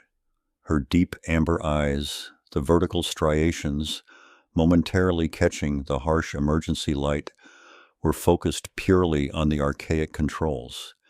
She touched a series of 4 brass contacts surrounding a central dial. A low-frequency hum, the sound of subterranean earth responding to massive energy, vibrated up through the concrete floor, causing grit to cascade from the rusted ventilation ducts overhead. This was the initiation of the pre-arc emergency power, a dormant system meant for global, catastrophic failure, not a targeted digital hunt in 2025. The air pressure shifted noticeably, and a smell of ozone and burnt mineral oil flooded the small space. Kael gripped his slim, carbon fiber bag, ready to interface his gear the second the power stabilized. The shift in power was aggressive. Instead of the soft, ambient LED lighting Kael had installed, powerful caged incandescent bulbs snapped on, bathing the room in a raw yellow-orange glare that emphasized every structural flaw and shadow. The massive main console, dormant for 80 years, roared to life with the sound of cooling pumps and spinning magnetic storage drums. The resulting light spill through the anamorphic lens flared intensely off the glossy obsidian of Lyra's hair. She moved with unnerving speed, navigating the labyrinthine interface of ancient protocols. "The power surge is sufficient," Lyra stated, her voice tight, echoing slightly in the newly energized space. "But volatile. We have less than 15 minutes before the system overheats the capacitors." Dropped his carbon bag onto the transmission bench. He extracted a specialized, heavily shielded transceiver, connecting it via a proprietary fiber link to the bunker's main outbound relay port. His fingers flew across the keyboard built into the transceiver, setting up layered encryption and routing protocols designed to mimic civilian-level darknet traffic while simultaneously channeling Lyra's immense, compressed data packet.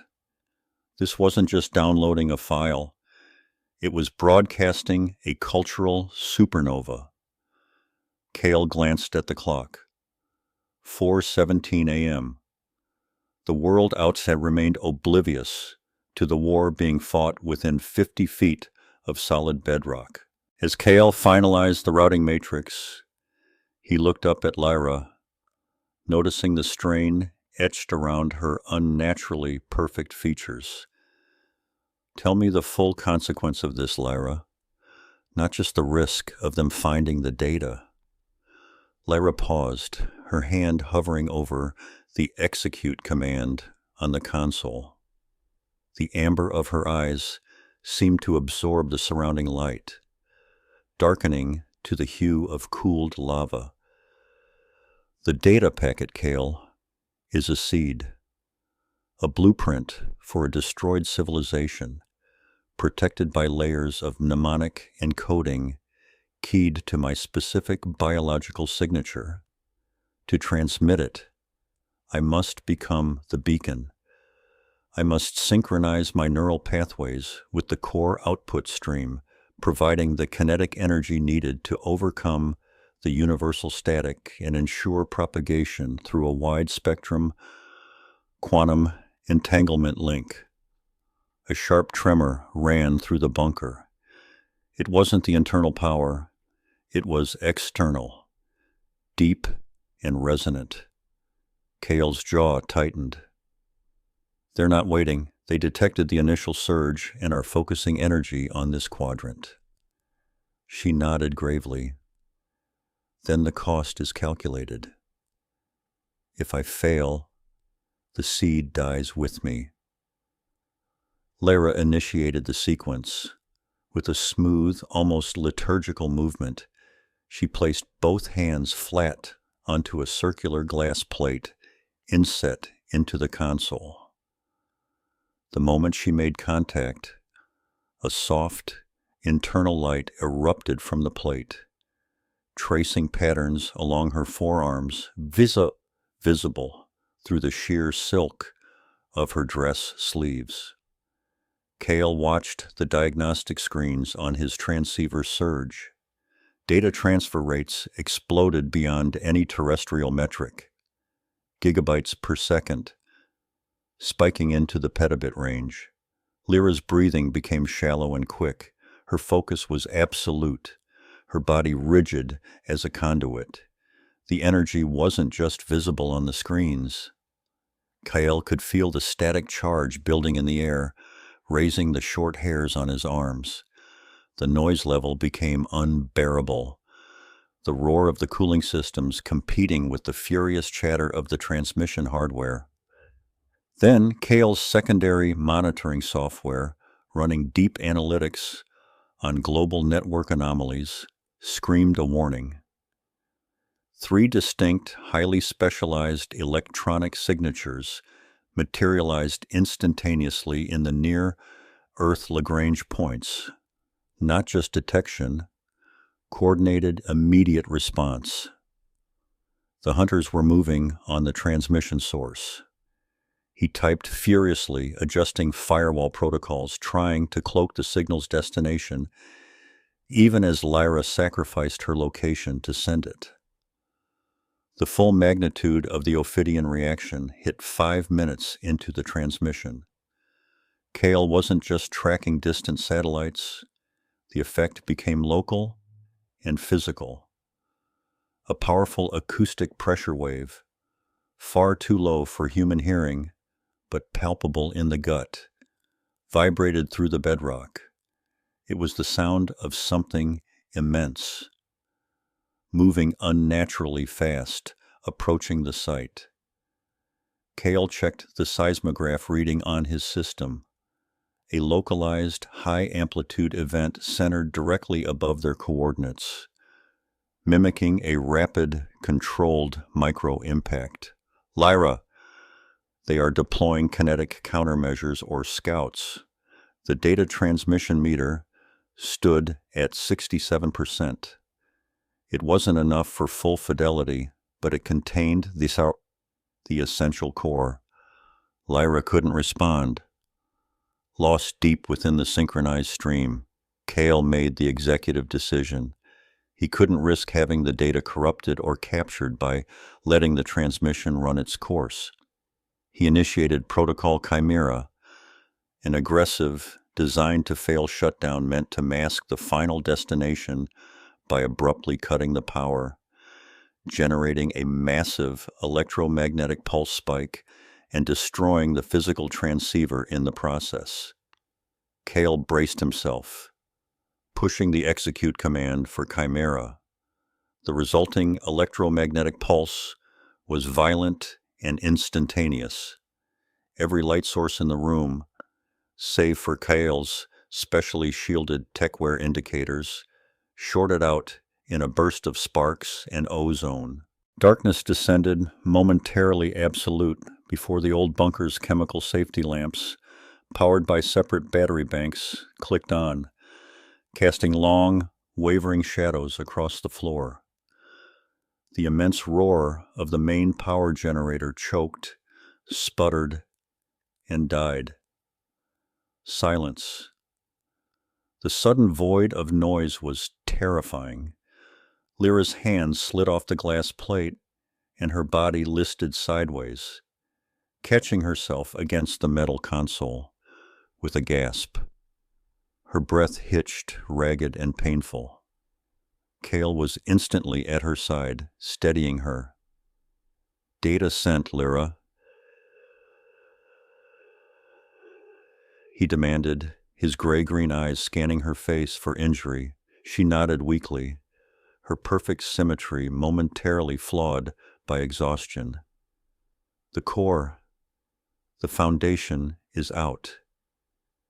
It is propagated." Kael grabbed his collapsed carbon bag, abandoning the useless fused transceiver. The heavy, resonant sound returned, closer this time and unmistakable. It was not seismic. It was something large, heavy, and unnatural, impacting the earth directly above them, searching for the point of entry. Kael activated the geo-positioning map on his wrist-mounted tactical display, confirming the impact zone. They were directly targeting the main access tunnel, the path they had entered. Escape through the front was now suicide. "Secondary exit, now," Kael ordered, pulling Lyra towards a shadowed section of the back wall. Lyra pointed to a barely discernible seam, hidden behind a stack of rusted pre-arc storage batteries. Kael quickly felt for the residual heat from the dead generator core, finding the main thermal conduit. Using a small, specialized inductive tap from his wrist rig, he harvested the last dregs of power and fed it directly into the hidden panel switch. The panel hissed, and the concrete section slid inward, revealing a cramped, vertical maintenance shaft leading downward into absolute darkness. Simultaneously, a horrific grating noise echoed from the main tunnel, the sound of structured rock being aggressively dissolved or torn apart. The Ophidians were breaching the layers of concrete and reinforced earth. Kael pushed Lyra towards the vertical shaft, their time measured in seconds. The metallic odor of exposed mineral substrate mixed with ozone, signaling the immediate proximity of the alien technology. The air in the control room curdled into a screaming tempest of electrical feedback and vaporized coolant. Kael slammed his fist onto the final manual override, killing the power bus that fed the transmission relays. But the damage was done. The gambit was out. A catastrophic pulse echoing across deep space. And now, the Ophidian response was tearing the structure apart from the outside in.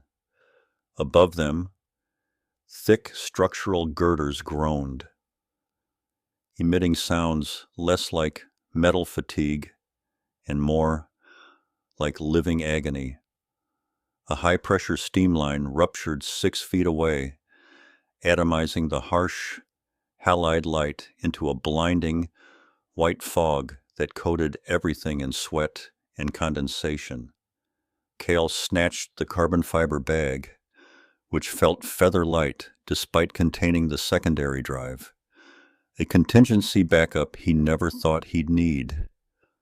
Lyra stood beside him, her perfect features strained, the deep amber of her eyes reflecting the frantic red glow of cascading system failure warnings. He reached out, his hand finding the soft, luxurious wool of her off-white coat, and pulled. "We move. Now." The ambient noise level spiked. It wasn't the groan of the building.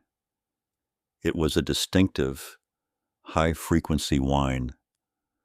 The acoustic signature of non-standardized drilling technology breaching reinforced concrete layers hundreds of feet above.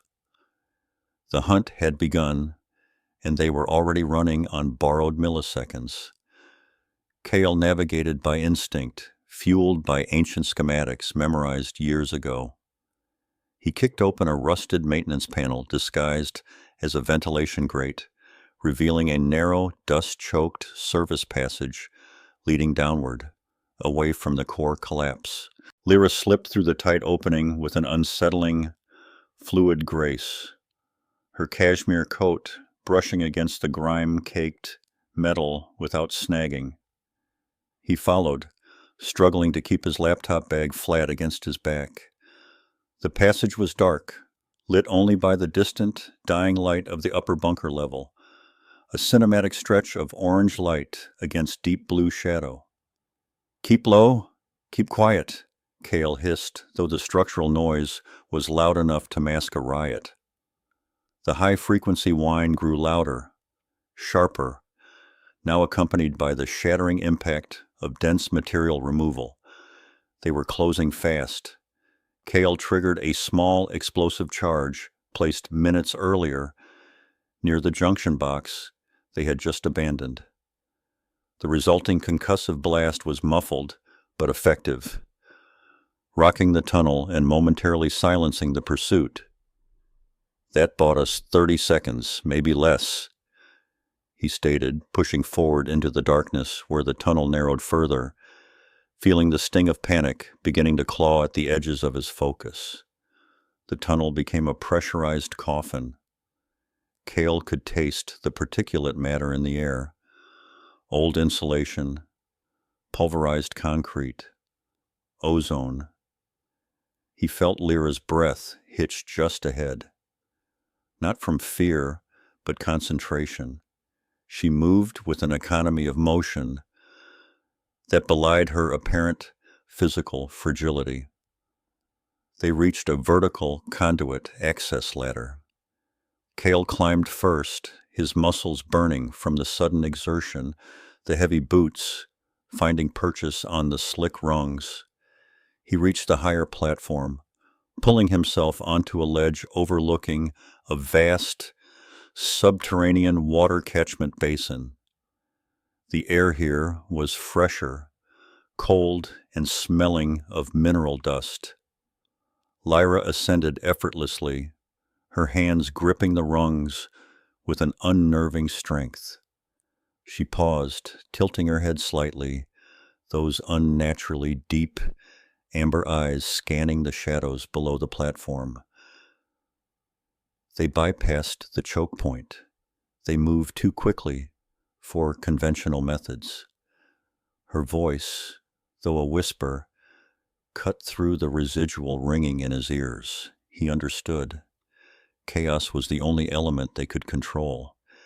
He pulled 2 thermal grenades from a thigh pocket, their casings black and inert. He armed them, setting a short fuse, and handed one to Lyra. Kael signaled, and they dropped the grenades into the basin below, timing their simultaneous ascent up a crumbling staircase that led to a forgotten utility corridor near the surface level.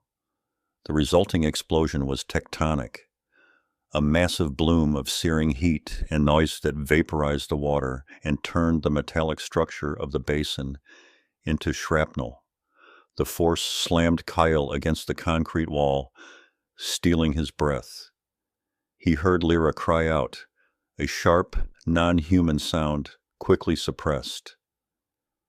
He scrambled up, helping her steady herself.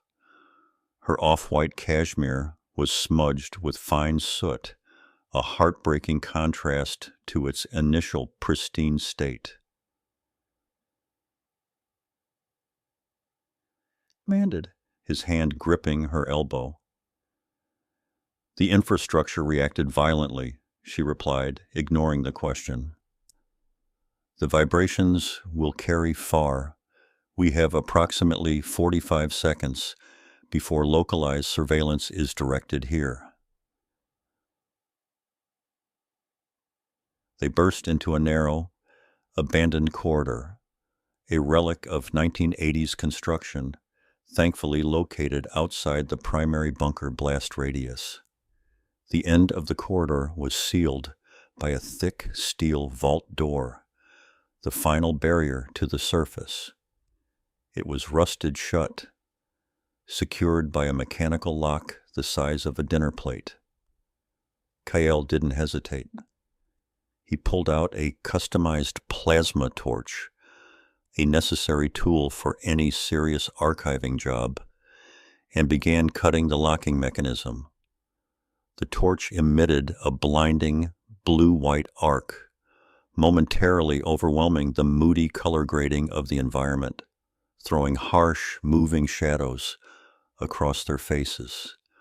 Lyra stood watch, her body tense, listening not for sound, but for the absence of sound, the subtle atmospheric changes that signaled a nearby predator. The thick steel resisted the torch, sparks showering Kael's technical apparel. He ignored the heat and the immediate exposure they were risking. As the steel began to soften and glow cherry red, Lyra suddenly moved, pushing Kael slightly, her amber eyes wide. Aerial patrol, low orbit descent signature. Sol didn't need to ask who they were. He applied maximum power to the torch, the metal screeching in protest as the locking mechanism finally fragmented. He threw his shoulder against the heavy door, muscles straining, and it groaned open just enough for them to slip through. They tumbled out onto a loading dock alleyway, the cold, pre-dawn air of 2025 hitting them like a physical blow. The city was just beginning to stir, a handful of delivery trucks, the distant rumble of the subway. The light was harsh gray and blue, slicing through the remaining darkness. Kael checked his surroundings, the carbon fiber bag tight in his grip. The relative silence of the street felt overwhelmingly loud compared to the subterranean cacophony. He looked up. High above the skyscrapers, 3 distinct metallic shadows were rapidly descending, their shapes blurring against the low cloud cover. Ophidian scouts, moving with frightening speed and precision. They had confirmation. They had a location. Kael grabbed Lyra's hand, the contrast between his rough, technical glove and the fine texture of her skin stark. The utility corridor runs 2 blocks north. We need to reach the density of the financial district. Lyra nodded once, her flawless features resolute, the gravity of the situation etched into the perfect symmetry of her face. They ran. They were not running from a threat now. They were running into the world, cementing their status as exiles and rebels. Kael's techware was designed for movement, allowing him to accelerate quickly. Lyra keeping pace beside him with a subtle, non-human efficiency. Her movements were too smooth, too perfect for a fatigued runner. As they rounded the corner onto a major arterial road, the first sounds of pursuit, not the internal bunker explosions but external, official ones, reached them. Sirens, amplified vocal warnings from the VTOLs, the growing realization that the perimeter was tightening. Kael spared a glance for Lyra. Her deep amber eyes met his, confirming the immense risk of the exile's gambit. It bought freedom for the data, but signed their death warrant on this planet. There was no going back to the shadows. The data was gone, traveling now, potentially beyond reach. The bunker was destroyed, their resources vaporized. All they had left was the shared burden of the truth and the chaotic, indifferent, sprawling city of 2025 to hide in.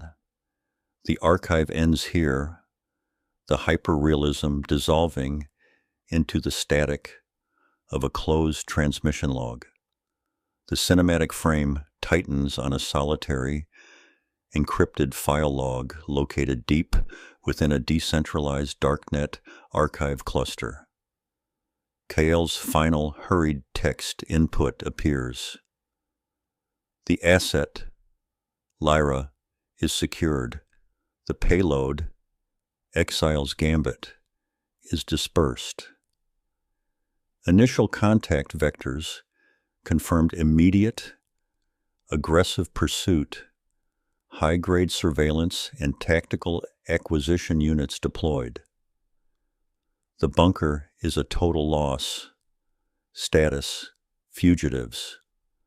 Location, unstable. Shifting deep within the grid. The transmission is out.